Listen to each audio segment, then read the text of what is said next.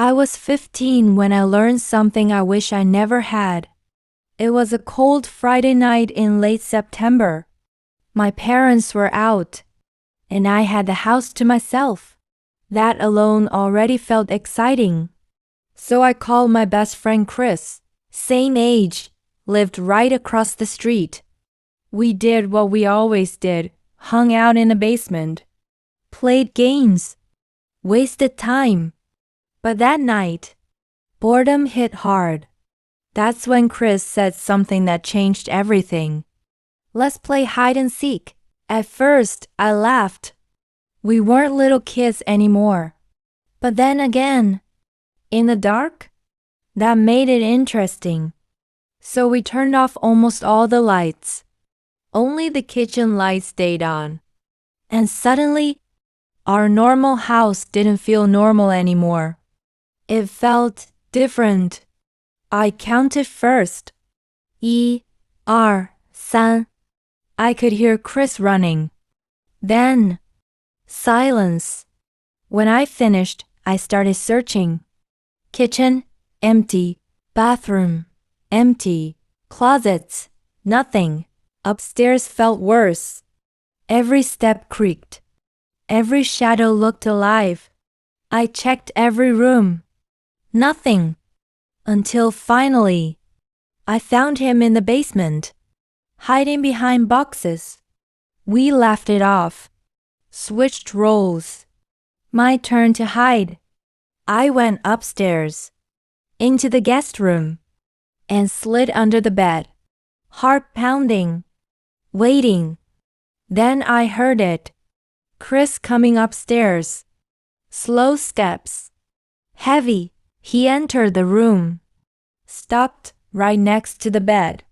I held my breath. Seconds felt like minutes. Then, he just walked away.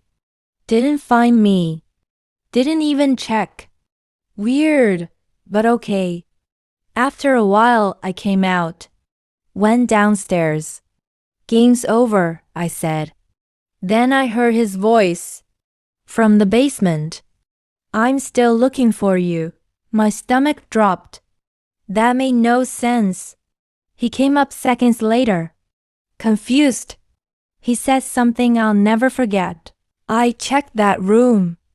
I heard someone breathing in there. We never talked about it properly. But something wasn't right. Later that night, we both heard it.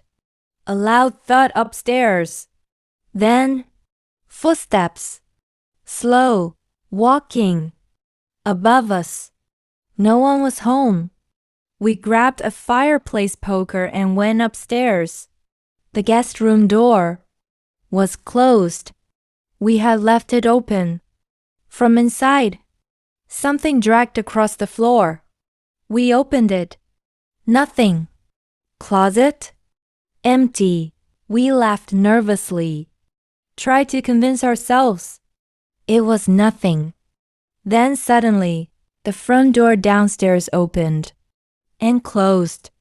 We froze. Someone was inside. We heard footsteps moving through the house, then going into the basement. That was our chance. We ran. Out the back door. Across the street. Didn't stop. Police came. Searched everything. Nothing. No signs. No one found. But Chris and I knew the truth. That night, we weren't playing hide and seek alone. And whatever was hiding was better at it than us. I grew up next to a stretch of woods. Miles of trees. No fences. No limits. And every weekend, we played there. Especially at night. Because fear made it fun. Until it didn't. I was 14. It was a hot August night. 5 of us decided to play hide and seek in the woods. Worst decision we ever made. I ran deep between the trees and hid behind a fallen log. Everything went quiet. Then I heard footsteps, crunching leaves, coming closer. I thought it was the seeker, so I stayed still. But then, the footsteps stopped, right near me.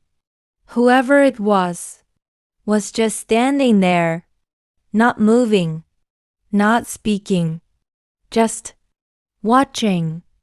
I waited, heart racing. Then slowly, the steps moved away, deeper into the woods.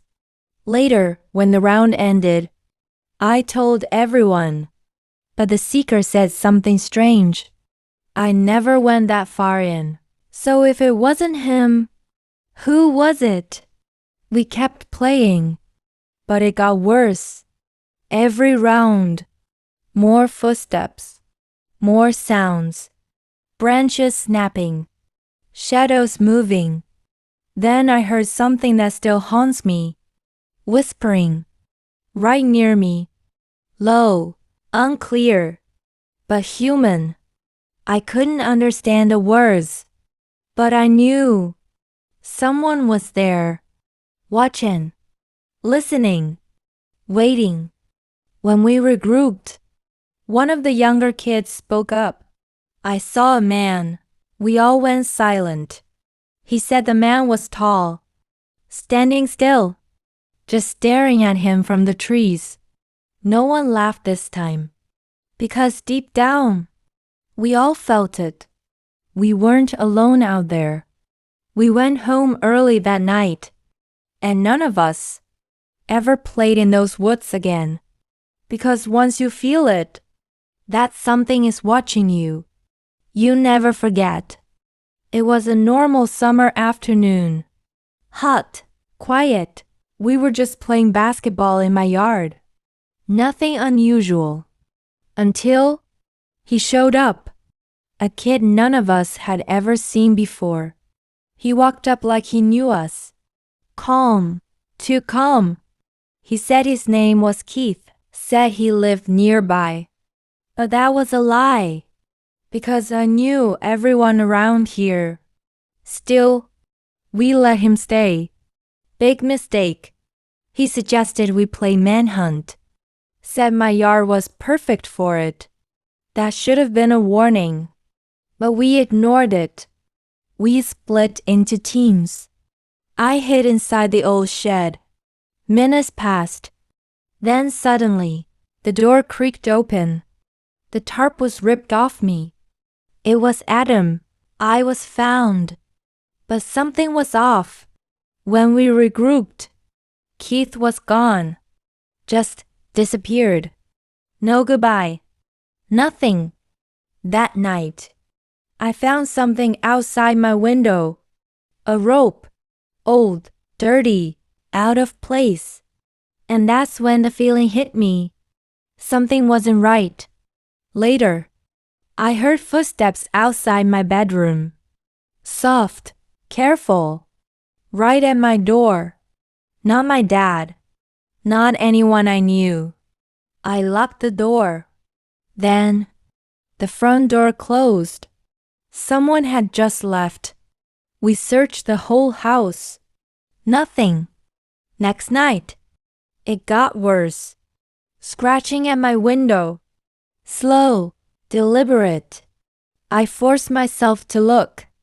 And there he was, standing right outside, watching me, not moving, just there. I screamed. My dad ran out with a shotgun. The figure vanished. Gone, just like before. We never saw Keith again.